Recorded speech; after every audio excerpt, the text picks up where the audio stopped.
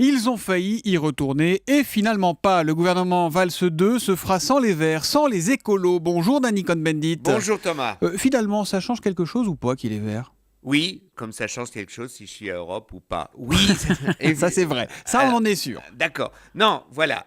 Moi, je crois qu'après le départ des frondeurs du gouvernement, le couple Valls-Hollande avait besoin d'élargir un peu sa majorité.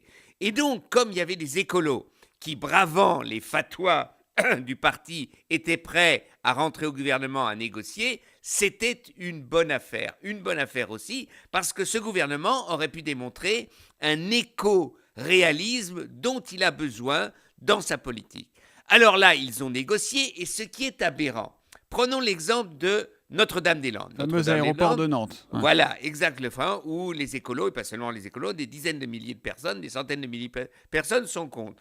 Eh bien, le Premier ministre dit aux négociateurs, pour ne pas le nommer Jean-Vincent Placé, par exemple, eh bien, lui dit, écoute, cet aéroport, on ne le fera pas, il est trop cher, il est d'un autre temps, mais on ne peut pas le dire publiquement aujourd'hui parce que je ne veux pas froisser mon prédécesseur Jean-Marc Ayrault. C'est quand même aberrant. Et évidemment que les écolos qui rentrent au gouvernement ont besoin de symboles. Eh bien, c'est aberrant que quelque chose qu'on a décidé qui ne se fera pas, on ne peut pas le dire. Et ça, c'est le gouvernement de la vérité économique. Eh bien, je crois que ça va dans la mauvaise direction. On peut donner un deuxième exemple. Oui, allez-y. La transition énergétique.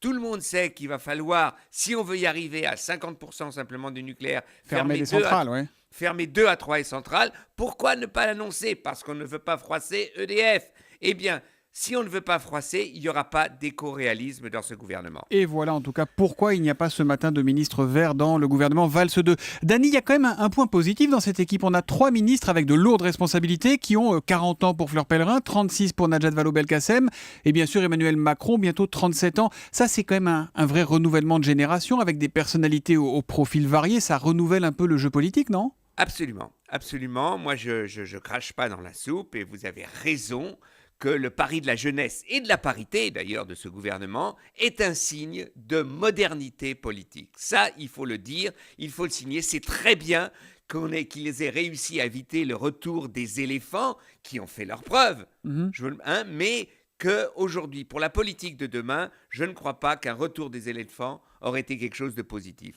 Donc, quand vous voyez la jeunesse de certains ministres ou de secrétaires d'État, eh bien, je dis que ces jeunes pourront peut-être enfin dépasser ce clivage ultra-idéologique entre un soi-disant social-libéralisme de droite et un soi-disant socialisme de gauche. Comme cela, eh bien, ils vont démontrer qu'ils ont une dynamique gouvernementale. Ils savent, par exemple, pour Najat Vallaud-Belkacem, pacifier l'éducation nationale. Si à 36 ans, elle arrive à pacifier l'éducation nationale, eh bien, ce gouvernement aura réussi un très très beau coup. Et on ramassera les copies en 2017. L'humeur de Danny, tous les matins à 8h-5 sur Europe 1. À demain, Danny. À demain, Thomas. Bonne journée.